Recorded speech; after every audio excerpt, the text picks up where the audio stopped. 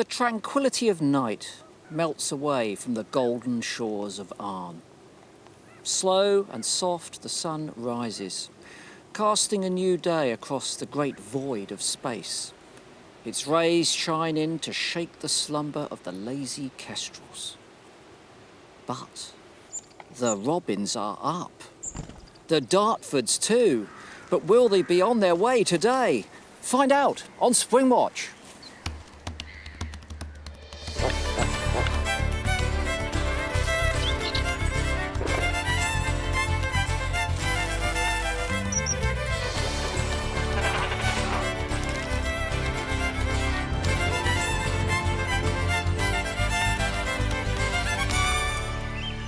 Hello and welcome to Springwatch 2024, coming to you from the beautifully sunlit Arn Nature Reserve down here in Dorset. Just look at it.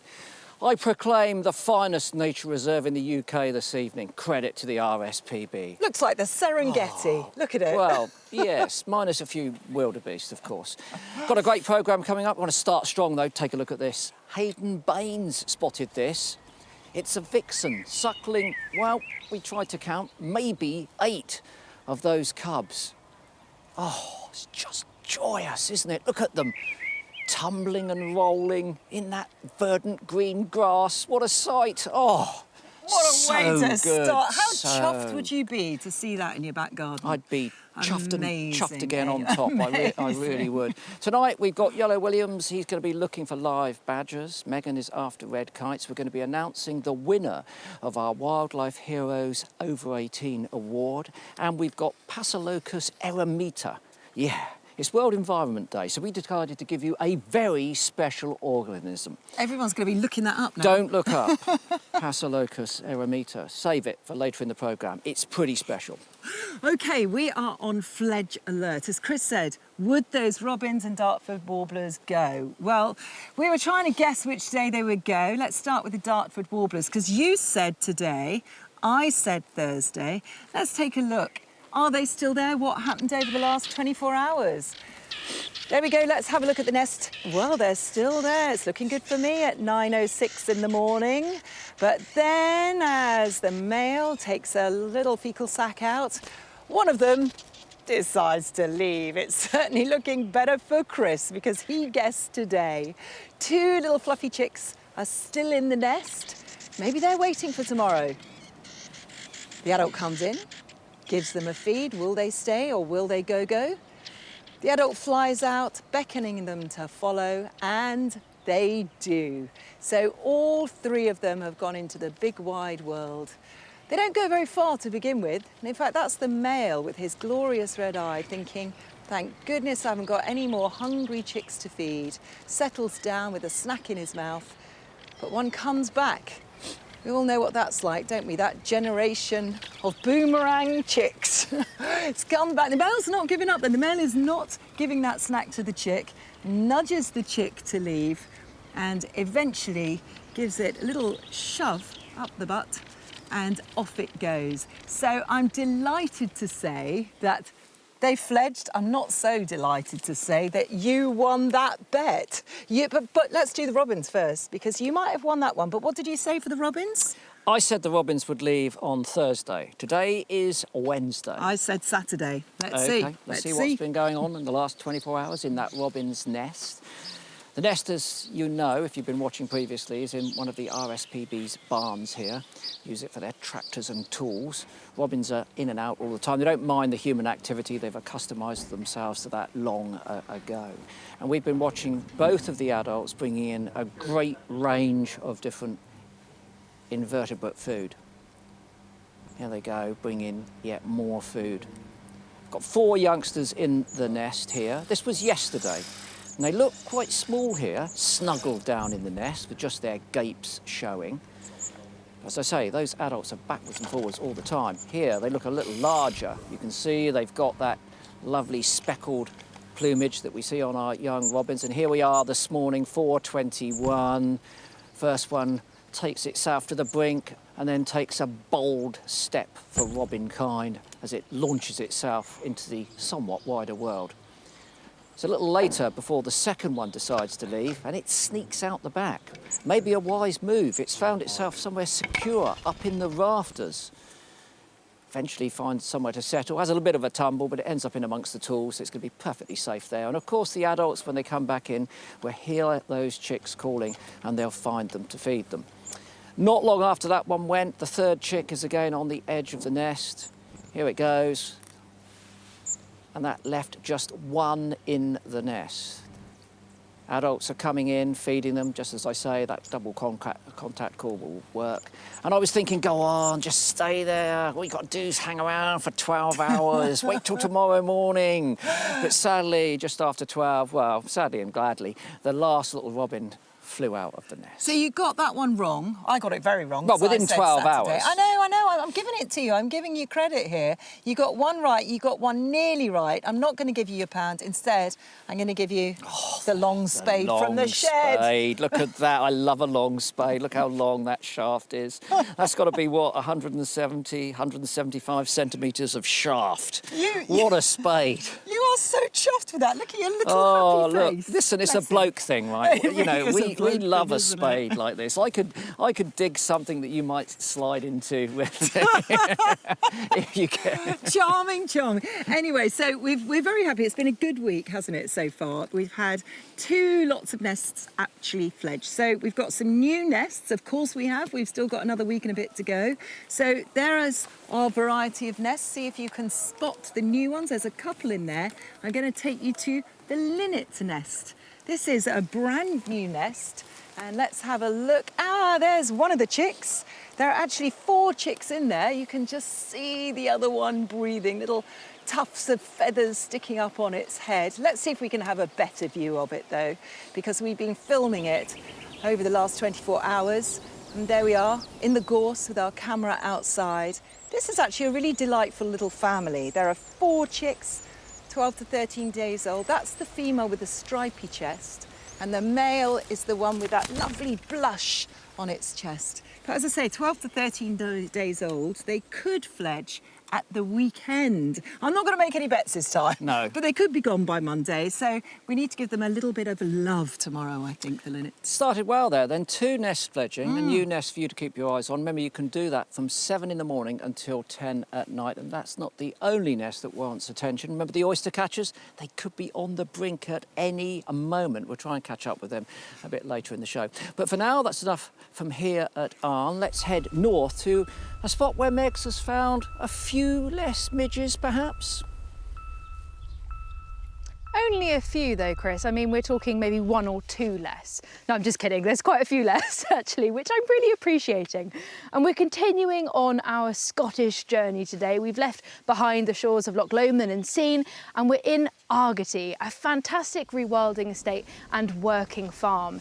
It's so impressive what they're doing here. It's been going on for 100 years with 6 generations looking after 1,400 acres, and it really is teeming with wildlife. Everything from woodpeckers to nuthatches, making the most of the larder that's provided for them, iconic red squirrels, of course, making the most of all the food they can find at this time of the year, caching away for winter. And the ones at Argety are actually quite confident. But there is also a secretive mammal lurking in the watery spaces, and we're going to be diving into their biology in tomorrow's show. But perhaps what Argety is most known for, what really is at its heart, are red kites. Red kites have got to be some of the most glamorous, beautiful birds of prey that we have in the UK. And sadly, they weren't always a familiar sight. It's reported that in 1870, they went extinct across Scotland, England and Ireland, although there was a small population in Wales, due to persecution. We really did miss them, so thanks to amazing conservation efforts by absolute heroes like Roy Dennis, reintroduction started. The first one between 1989 and 1994, red kites from Sweden were brought into the Black Isle, and then in 1996 to 2001 they were brought in to Doon, which is right round the corner from Argety, and it was thought that about 100 birds were brought in at that time, and fast forward to now, there's between 300 and 350 red kites nesting in Scotland, which is just a fantastic success. Now we're here by the feeding station with Steve, our wildlife long lens camera operator, hoping to get a shot of a red kite live for you. Come on, Steve, have we got one? I see there might be. There we go. Beautiful red kite showing us how they soar so expertly through the sky. I'm so excited when a plan comes together and we get live animals. Looking beautiful, looking down if there's any carrion that it can perhaps go and get. Now, of course, here at Argety, it's a massive team effort, which is why I'm so excited to be joined by Lynn today, who works on the farm with her family. Hello, Lynn. Hello. Oh, I'm so thrilled to be able to see the red kites here, but it must have been quite a moment for you when you saw them for the first time. It was amazing. Actually, it's rather embarrassing to admit now that I didn't know what they were. You wouldn't? No, but because there weren't any, but they were absolutely beautiful and so athletic. I mean, what a moment. Yeah, a really exciting moment in history. And of course, you've set up the feeding station. What was the motivation for that? Well, the kites had chosen us, but we soon realised that it was a very fragile situation. That first year, there were 20 baby birds released. And they were so rare that the bird watchers wanted to see them. And so it was a management problem. How do you protect the birds, but let people see them and learn about them? And so we put in a very simple infrastructure. We put in the hide, we put in the car park, and started welcoming people onto the farm and telling them about the kites. And that was the start of it. But it's a great way, isn't it, for people to connect with nature and also come and see them without causing disturbance. And you're kind of in control of that then. Well, I suppose you are, but it also gives us a chance to really dispel some of the myths about the kites, which I think is really important. Yeah, totally agree. And I guess because a lot of the same kites come down to feed every single day, are there any characters that you can pick out and get to know? Yes, I think S3 and S4. Right. From their wing tags, so S3 and S4, these were chicks that were in a nest that we got a camera on. And we'd watched the eggs being laid, we'd watched them hatch, and then there was a spring storm. And all the trees round that nest tree fell. Oh God, except for that one nest tree? Except for that one nest tree. That's so and we lucky. didn't know till the next morning because the power had failed, so the camera had gone off. That nest survived. S4 actually fell out of the nest and had to be rescued. Oh gosh. But they're both still here. Yeah. 2011 they were hatched and they're still here and they're still causing trouble. They're cheeky, they're bold. They're cheeky. I and love a bold, cheeky yeah, bird, it's great. yeah. But of course, there's so many other wildlife that makes their home here. It's not just the red kites, is it? It's so much. No, it isn't. I mean, we've done a lot of work putting up nest boxes for barn owls and kestrels, and that's been really successful. We've got a goshawk, although we don't see it very often. And of course, the red squirrels that you mentioned. Plus, I think 100 different birds have been recorded on Argety. Well, that's a huge testament, isn't it? That farming and nature are one in the same thing and they both can support each other. You can do it. You can do Yeah. it. Yeah. Oh, well, thank you so much. Thank you for Lynn. coming. God, thank you brilliantly. Oh gosh, Lynn Bowles, amazing conservation effort going on here at Argety. And later on in the show, I'm going to be teaching you a little bit about the forked tail. Of course, it's the ID. It's how we ID them when we see them in the sky, isn't it? That iconic forked tail. So we'll be learning a bit about the aerodynamics of that later on. And personally, I just wish I could be up there soaring with them. And I reckon Yolo Williams back down at Garston Woods has exactly the same dream as me. Yes, do you know what, Meg? I remember the bad old days when it was just a handful of pairs confined to mid-Wales, and look how well they've done since. Fantastic birds. Well, I've come back here to the RSPB's Garston Wood Reserve, and yesterday we showed you just how fantastic a place it is for all kinds of wildlife. From the canopy, it looks like a tropical rainforest, all the way down to the forest floor. It is jam-packed full of plants and animals. Oaks, birch, coppice, hazel, it's got the lot. And because it's managed, of course, it's a brilliant place for wildlife. But yesterday, we concentrated on the small things. We do actually have some big mammals here as well. And just in the wood down there is a badger set. And we are hoping to bring you live badgers tonight. But before we set everything up, earlier this week, I went into the woods to have a look around.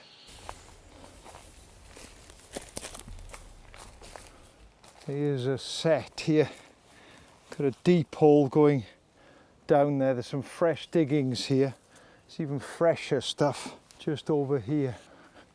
This is not the main set, this is a satellite set. This will be used occasionally by members of the family, maybe members of the extended family. The main set will be bigger again. We'll go on and try and find that one. You can always tell the badger's track because They're very much creatures of habit, and it's a very clear, very distinctive path they've got. And part of the reason for that is because they use it so much, but the other reason is they have short legs. They have short legs and quite a fat belly. So when they're just walking along, the belly will act almost like a broom, brushing this path. Right, let's follow this.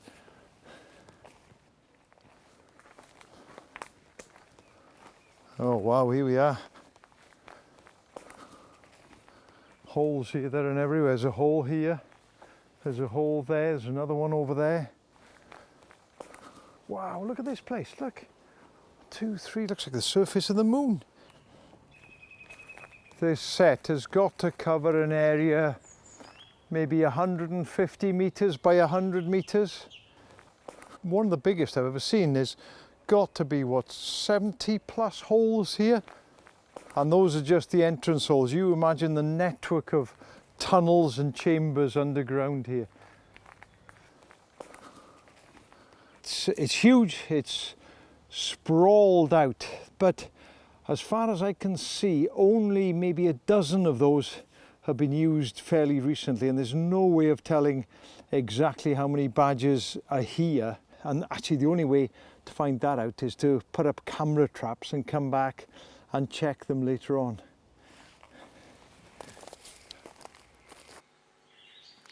I'll tell you what, that is a big set. That is a huge set, and we did set out a camera trap where we thought we saw most activity. Now, did we get what we wanted? Well, we saw quite a few things. Grey squirrels, lots of those in the woodlands here. We also had a jay come around and have a look. And we did get a badger eventually. Yes, indeed, a badger came by. Not one badger, but as soon as that one's gone, we had another badger come through as well. And not 2 badgers, but possibly 3 badgers. Now, we haven't had time to have a look at these in any great detail, but we know we've got at least 2, possibly 3 badgers. So we're in the right place. We did find something else as well. We found a pile of bones by the entrance to one of the holes, and I've got them here, and I've got to say thanks to Rick Morris from Shropshire Mammal Group for confirming what we thought they were. And here they are. That is a skull, or partial skull, of a lagomorph. Now, a lagomorph is a hare or a rabbit. We think it's a rabbit. We also have a rib bone here. Small, delicate looking, but tough bone. We also have a pelvic bone. We found about half a dozen of these pelvic bones. I haven't got all the bones here. We picked up quite a few of these as well. That is the big leg bone, the femur. And we had, and these are all, we think, rabbit bones, by the way, a tibia and a fibula. That is the lower leg bone below the knee. We had one different bone here. It's much lighter bone. Belongs to a bird, a sort of medium-sized bird. We're not sure what it is. We think it's something like a crow or possibly a wood pigeon. So just an example of what we dug up there, what we found by the entrance. Now, is this a badger? Well, we'll look into that later on. We also later on, of course, are hoping to bring you live badgers.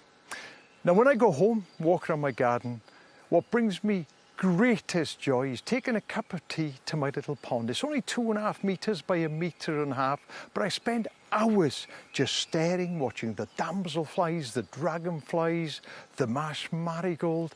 But little did I know how much action goes on below the surface. At the end of a manicured garden, a rather formal pond. All very genteel above the surface. Down here, it's anything but. Pond life galore. And while the usual suspects go about their business, a curious event is underway. Over 100 tiny, translucent eggs have been meticulously moulded around these plant stems, fixed with a sticky slime. And inside, great pond snails are developing. In just 2 weeks, they hatch as fully shelled miniature molluscs. They'll eventually grow to be the UK's biggest native pond snail, with a 6-centimetre shell earning them that name, Great. But right now, so soon after hatching, they need to feed that ambition. What they lack in speed, they make up for in efficiency. Using a specialised tongue covered in a band of teeth, they scrape the algae and decaying matter off the leaves, giving them all the nourishment they need.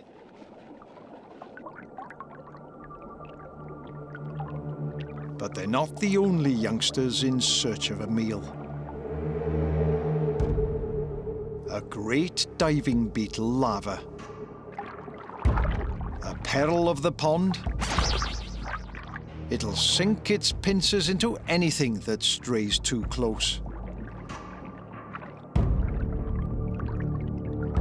And the adult is just as fearsome, darting around the undergrowth, fast and deadly.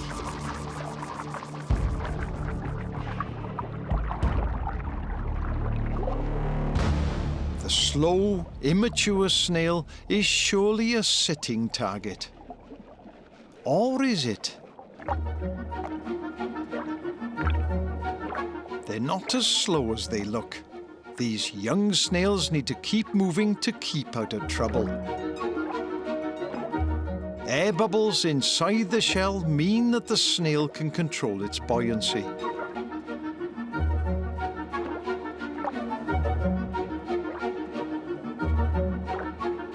They float to the water's surface much faster than they could on foot.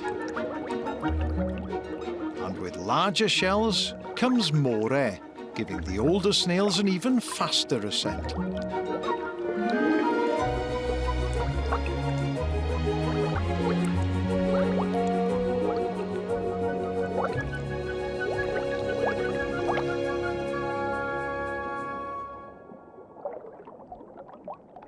At the top, the bubble-bearing snails stay flipped upside down. In this inverted world, they treat the water surface like any other, effortlessly gliding on a thin layer of slime.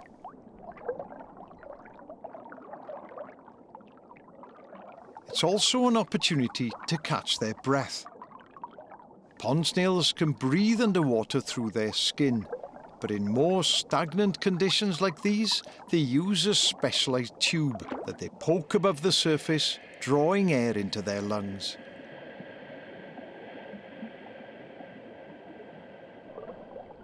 Whilst adults might hang around on the surface to find a mate, for the young, it's best not to dwell too long in the open water, as danger is never far away.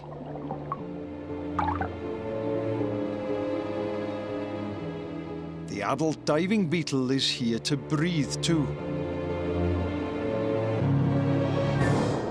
Time to move on. Luckily, what goes up can also come down. After all, control of your buoyancy works both ways.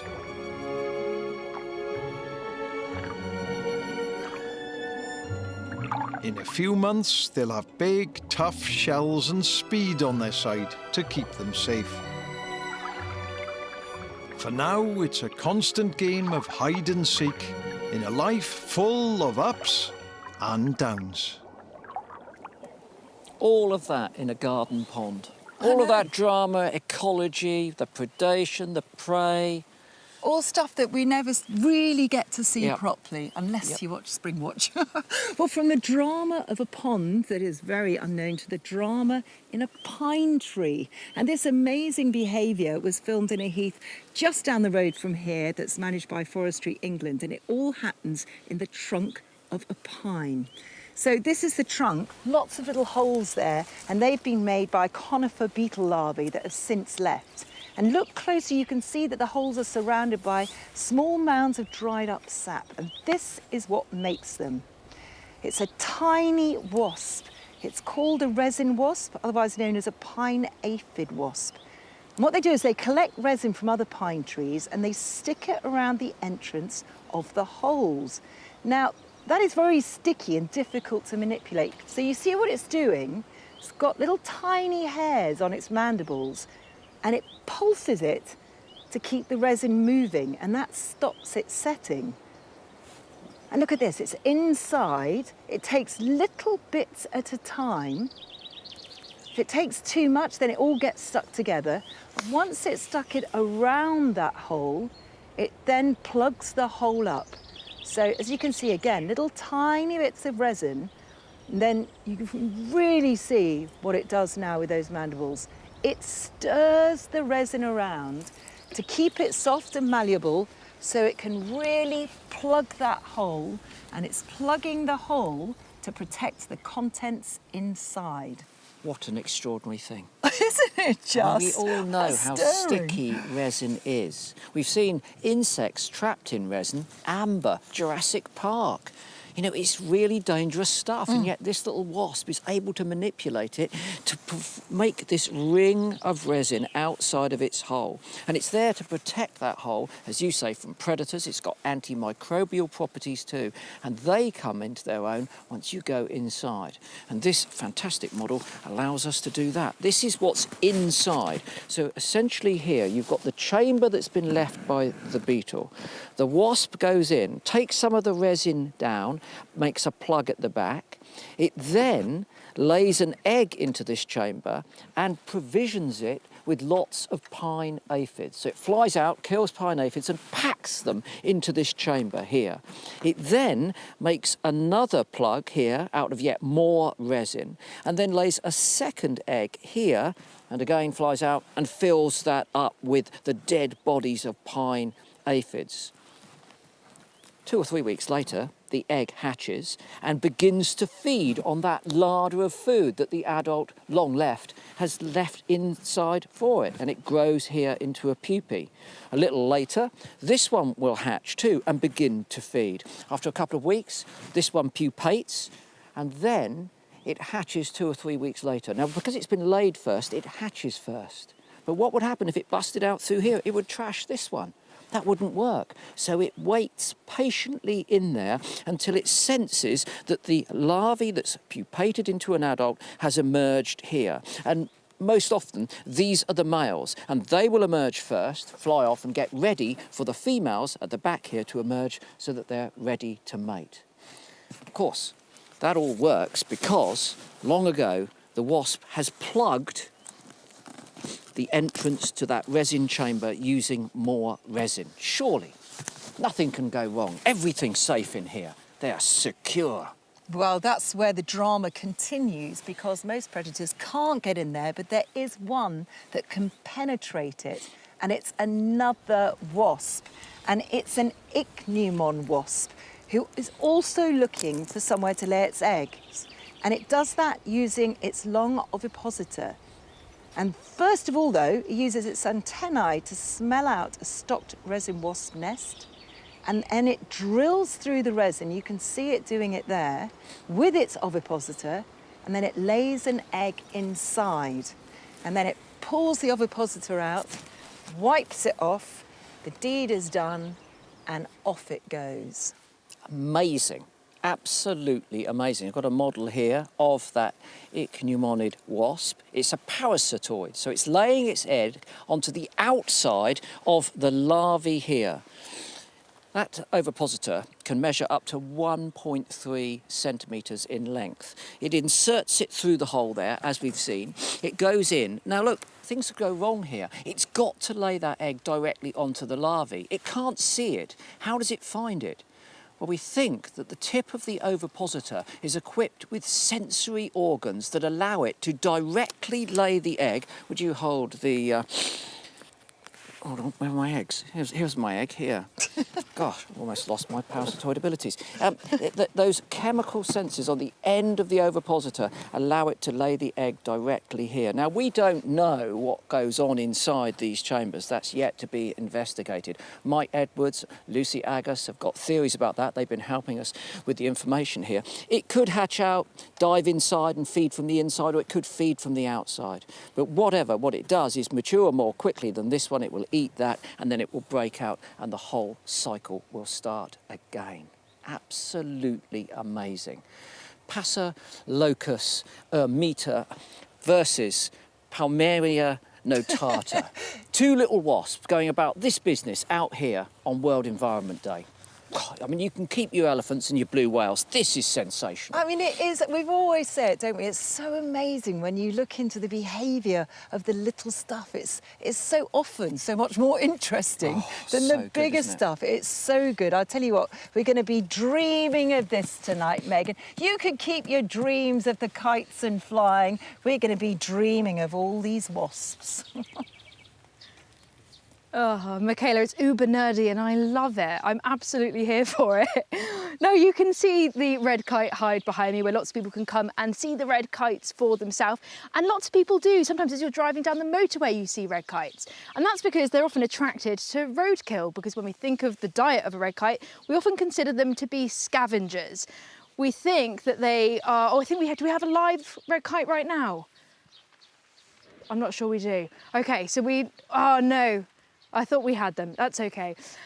So essentially we think of these animals as scavengers. They come down to collect carrion, they come down to roadsides, but they can be really impressive hunters in their own right, given the opportunity and the need. They can take small birds, they can take small mammals, but remarkably, Jeff Harris captured these amazing photographs of them taking, well, fish. Now, I have never expected a red kite to take fish like this, but they have been seen to do it, and they think that obviously, whilst they're not specialised like an osprey at catching fish, they're able to find the ones that are perhaps dead or dying, not doing very well, that float to the surface, and at that point, they pinpoint them, scoop down, and get a bit of an easy meal. But some fantastic photos there from Jeff. But to really appreciate red kites, you have to see them as masters of the air, up in the sky where they belong, because their manoeuvrability is fascinating. Now, as with most birds, it's the wings which provide the lift. It keeps the body weight of the animal up in the air, and it's the tail that acts like a rudder, doing the direction, going up or going down. And it's always fascinating to see. And red kites are quite specialist in the fact that they're low and slow soaring animals. And they often interact with each other, they come to similar feeding sites, so they have to be incredibly flexible with how they move, moving their wings, making sure that they don't come crashing to the ground where they come and grab bits of carrion. They have to move quite quickly to get out of the way of one another, especially roadkill, of course, that could be quite dangerous for them. So they have particular ways of doing it, and it's all to do with their tail. So watch this and really, really look at the detail of how that tail moves throughout the air in turbulent conditions, even in wind. So they have the ability to expand their tail, and this is when they're at slow speeds. They can widen their tail and they tilt it downward for added lift. Imagine you've got your coat in the wind, but let's look back a little bit at them doing this. You can see it expanding, but you can also see it contracting, and they do this when they want to speed up. They can thin their tail out, it reduces the drag, they tilt the tail up, and it gives them that lift that they need.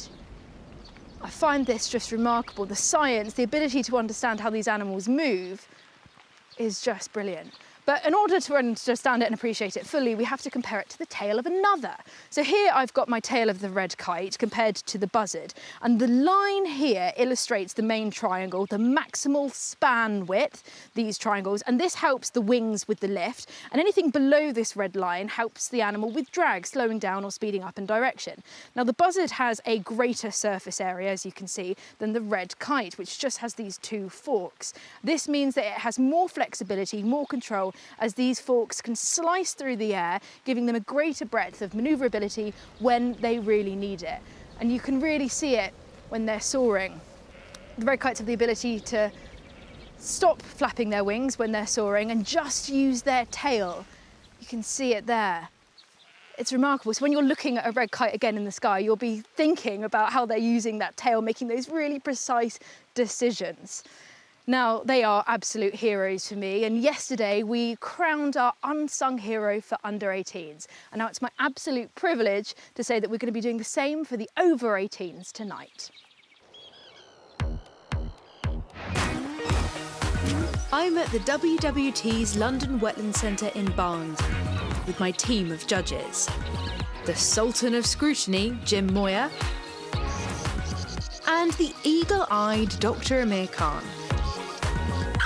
We've picked our winner for the under-18s category. Now it's time to consider the over-18s, and it's a packed field. So there are 32 finalists for the over-18s.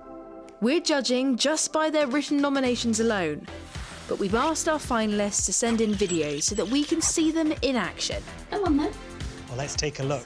Noel Moss, who's 87, digs ponds, provides nest box, leads Toad Watch. That's what you all dream to be when you're 87, Yes. isn't it? A bit like Noel. I'm Diane and I'm the founder of Prickly Pigs Hedgehog Rescue here in West Yorkshire. We take in over 500 hedgehogs every year. Britain's favourite mammal. Very cute. People love them. I'm Victoria from the Kippax Wildlife Corridor in Leeds, West Yorkshire. She's got people locally connecting the habitats of the gardens. Hi, my name is Ju Walker. I've been a volunteer for the Swan Sanctuary for about 20 years. She's saved so many birds. We've got bluebells coming back. They wasn't there 5 years ago. Frederick Hookins. He's transformed an area where he works in a grey space to a thriving green place. Wilson Johnston. Now, he founded the Heart of Down Red Squirrel Group. We do educational pop-ups and basically try and enthuse as many people as possible to become citizen scientists. Look at these animals that he's helping. Not just the red squirrels, but pine martens, something else that I know you love. Brent Lodge Wildlife Hospital, established over 50 years ago. So I have a bit of a confession to make. Yeah. When I was 12, I actually started volunteering at the Brent Lodge Wildlife Hospital. The work they do is just phenomenal. Cum Allen Wildlife Group. Over the period of 40 to 50 years, the group has been dedicated to conservation works in the Allen Valley.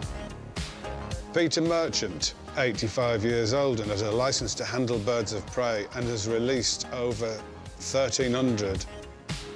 Peregrines appeared here at British Telecom in 2018, and by installing this nest box, we've been able to widen the view of all of their employees. It sounds like James Bond, the licence to handle birds. Yeah.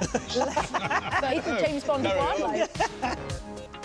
My name's Jeanette Jones, and I've been running this amazing rescue for nearly 10 years, rehabilitating hedgehogs with this amazing team. Hedgehogs again! Hedgehogs so popular! Jeanette's working at least 12 hours a day, 7 days a week, caring for over 100 hedgehogs at a time. Maybe all these northern hedgehog people should all get together and take one huge city like Bradford and turn it into a hedgehog hospital. Haven. Speaking as a Bradfordian, we would welcome all. All right, well, look, you can start it. Next, we have the USPCA Volunteer Wildlife Group. Now, these guys are based in Northern Ireland. There's 30 of them, and what they do is wildlife rescue. And these rescuers work around the clock. They will drop work, social events, or even a school run for a quick response. Proper wholesome people. We've got Anthony and Ute, and they run a wildlife rescue in one of the most desolate areas in the UK. People bring in lots of injured and sick wildlife from all over the region. As you can see, we really fight against the weather up here. Anthony has post-army PTSD and has been working with animals to help him work through this. So up next, we've got Kevin Milligan. Now, Kevin came to loving wildlife through a pretty dark place, actually. He decided one day to go off to the woods, and he was thinking about taking his own life. But it was at this moment he came across some red squirrels. And this totally transformed his thinking on life in general. And he has spent over 5,000 hours volunteering for wildlife because of this. Yeah, that's incredible, actually. He's saving the lives of the animals who saved him. Colin Gibson, now he's known as Owl Man, which already I love. Yeah. And he retired 13 years ago, but since then he's dedicated to making lots of different types of bird boxes. I started off by making small bird nest boxes, but I've got a passion now for barn owls. Best birds in the world. So that's a bold statement. Unless you're a vole. Over the years, I've made over 600 owl nest boxes. So not only is he giving them homes, he's also Yeah. going and monitoring them as the nest progresses, seeing how the chicks are doing, contributing to science. Yeah. Like, this is a man on a mission. Sally Wolf, 80 years old, and is described as an unstoppable force dedicated to enhancing wildlife. You can often see her marching back through the town after a hard day's work covered in mud, just quietly works on her projects and is driven by her passion. Wasting nothing, nurturing everything. I love that. That's a really beautiful, beautiful phrase. Every person is doing something pretty phenomenal.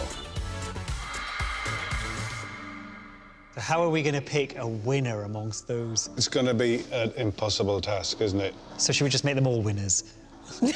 I wish we could. Yes. I wish we could. But of course we can't. One must rise to the top. So, who will it be? Our 3 erstwhile judges discussed, deliberated, and eventually came up with a decision.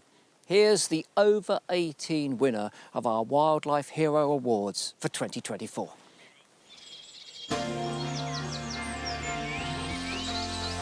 This is Gerddi Rodyfi Gardens in Llynlleth in Mid Wales. It's a community garden. This is just one of the places our over 18s winner can be found toiling for nature. Sally Worth. Found some lovely little holes of mammals that are in the debris. Is it a bit of a nice surprise when you find... Yes, yes, it's terribly exciting. Yes, yes, I have to go and tell everybody. Because we do need our rodents, don't we? Sally is like probably the most dedicated volunteer. She'll be here come rain, come shine. Even when we've got to sort of close the sessions because it's not safe, because it's icy or snowy, she'll be like, come on, let's go and do some gardening. Well, I just love doing it. I wouldn't do it otherwise, would I? She's planted just so many trees over her time, nurtured so many habitats in a really quite interesting way. Her approach to gardening is quite unique, I think. We don't let it go rampantly wild, but we try and manage it to give space for nature to do her own thing. There's amphibians, there's so many birds, so many different flowers, and an unbelievable amount of pollinators. And some of them have been quite rare. You know, there's been ant experts that have come and said, God, we haven't had this ant in this region. It's your contribution to the environment. Well, that's how I feel it is. Each person does their little bit. I'm worried I'm pulling out interesting things. Well, I know, but if you do it with your hands, then you're not doing too much damage. That's it. It's just like grazing, isn't it? She spent all of her retirement working either here or on other sites, working a 5-day week for wildlife, I sort of think. I nominated her because she is so humble. Well, I don't know why they nominated me, and I'll still maintain that. I think she's got no idea, really, of the impact she's had. How did you feel when you found out you'd won? Well, thrilled to bits on one level, absolutely, woohoo, yes, yes. I'm very flattered, but then it's all a bit alien to me, I'm afraid. Even though she hates the attention, I think she deserves the recognition. This is like the work of her retirement, really, all here, and all this amazing life wouldn't have happened without her. So I'm really proud that we've got a chance to show off. Yeah. Well, I'm pleased to say that Sally has joined us here in Arm this afternoon, so I can personally congratulate her and present her with her trophy. Sally, I love it. Looking for insects in the beautiful foxgloves, doing exactly what you do best. First of all, congratulations. I can't believe it. Honestly, it's such a shock. It still hasn't, the penny hasn't dropped yet, but never mind, but thank you so much. Sally, you know a lot about gardening. If there was one tip that you could give people to help wildlife in their gardens, what would it be? Difficult, but I think let the grass grow really tall, let it go to seed, watch it blow in the wind. And embrace the weeds. Embrace the weeds, yes. This is a weed, isn't it beautiful? What you do is hard work. Why do you do it? What drives you? I love being outside. I love being out in the countryside, and it's just doing something for nature. Whatever you can. We've only got one short life. We have to contribute as much as we possibly can to keep it going. You really have helped wildlife, and that's what makes you our winner for our Wildlife Hero Awards. And here is your plaque. Thank Well you. done, Sally. Ooh! Here we are! Look at that! On cue, on cue. So many people out there doing fantastic work to help wildlife, but Sally, a very deserved winner. Congratulations. Well, as you can tell, I've lowered my voice because I come into the wood now, and I'm going to go into a hide where wildlife camera operator James Stevens is waiting for me. Now, here are a few tips if you're ever going to go and watch badgers at a set. First of all, they have a very keen sense of smell, so make sure that the breeze is in your face. They can hear well, so keep your voice down, settle down far enough away, 20 metres at least away. We're about 35 metres away, because obviously I'm going to carry on talking. Right, let's get in here. James, hope you got some good news for me. Anything? Nothing at all, mate, sorry. Nothing at all, okay. Nothing at all at the moment, nothing at all yet, but we've still got time. Now, you'll be surprised at what turns up here, as we found out on our camera trap. We actually captured a brown hare. Now, hares we associate with being out in open ground, but they will sometimes come into woodlands. And while we've got time, while we're waiting, how about those bones, those remains of rabbits that we found by the entrance hall? Were they badgers? Well, do you know what? I don't think so. Why do I say that? Well, because badgers are obsessively clean mammals. They're constantly changing the bedding in the chambers, in those sets, dragging out the old bedding and dragging in some new material. And with that, of course, are going to come all kinds of prey remains, bones. So I don't think it'll be badgers. And yet, having said that, take a look at this. This is an adult badger bringing in a baby rabbit for its two cubs, or badgerlets as they're sometimes called. And there they are. That is quite a mouthful for those two there. They're omnivores, of course. They'll take advantage of anything and everything. So the badger's not out of the picture yet. But there's one more mammal we captured on our camera trap. We haven't shown you that. And it's this mammal here. Quite shy, quite elusive here. It's a fox, a red fox, just a glimpse, and off he goes. And I've seen foxes using badger sets in the past. They'll even go there and give birth to their cubs, especially when you get a big set like this one. And if the badgers are using one bit of it, and the fox will go into the other end. And I have to say that my money is on the fox. The fox is nowhere near as clean an animal as a badger, and it leaves prey remains around the earth, around its hole, its burrow, if you like. So I suspect it's a fox. Right, let's go back and have another look. James, anything at all? No? Sorry. No? Nothing at all. Well, we have nothing, but James is going to stay here right through till the end of the show. And Chris, Michaela, believe me, if anything comes, we will shout. And I've got to tell you this, right? You two have gone out, looked for badgers live. You've seen them every time. Megan's gone out to look for badgers live. She's seen them every time. I've now gone out 4 times to look for badgers. Nothing. Nothing. And Yolo, I even wore my lucky badger jumper for you. This was hoping that you would see lots of live badgers.